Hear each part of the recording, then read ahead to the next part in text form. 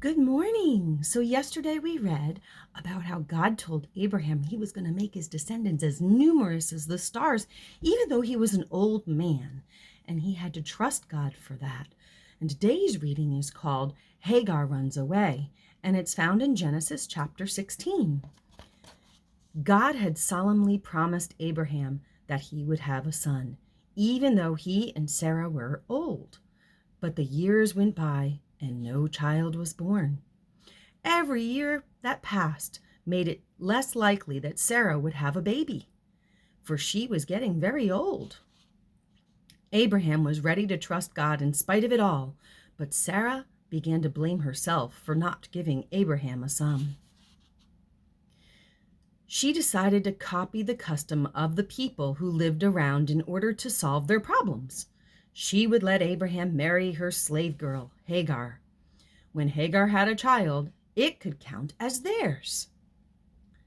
Abraham agreed to her plan, and soon Hagar found she was expecting a child.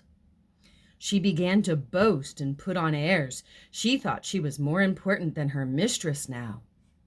At last, Sarah could bear it no longer. "It's all your fault," she complained to Abraham. "My slave girl despises me." "Do as you like with her," Abraham replied. Sarah treated Hagar so badly and made her so unhappy that she ran away. She wandered for a long time in the dry, hot desert. At last, she sat down by a desert spring, tired and thirsty. Then God, who had seen all that had happened, spoke to Hagar gently. "Where are you going?" he asked. "I'm running away from my mistress," Hagar replied. "Go back to her," God said.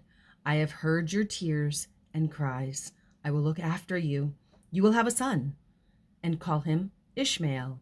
Hagar thought it was wonderful that God should see her and help her when she was just a poor slave girl who nobody thought was important. She called him the God who sees. Then, content, she went back to her mistress Sarah. Not long afterwards, Ishmael was born. And so Sarah didn't obey God, so all this trouble came about, not only for Sarah, but all those around her too. Oh my goodness, when we disobey God, it causes problems for everybody. And there's not really another picture, just the one from yesterday where God promised Abraham he'd make his descendants as numerous as the stars. And that promise was through Sarah, not Hagar. But God is going to look over after Hagar as well. And he's still going to keep the promise that he first made to Abraham, but we'll have to come back tomorrow to read more about that promise. So remember, you can choose to ask Jesus in your heart, and he'll help you obey him too. All you have to do is ask him, and he'll do it. He'll come in and help you. He loves you so much.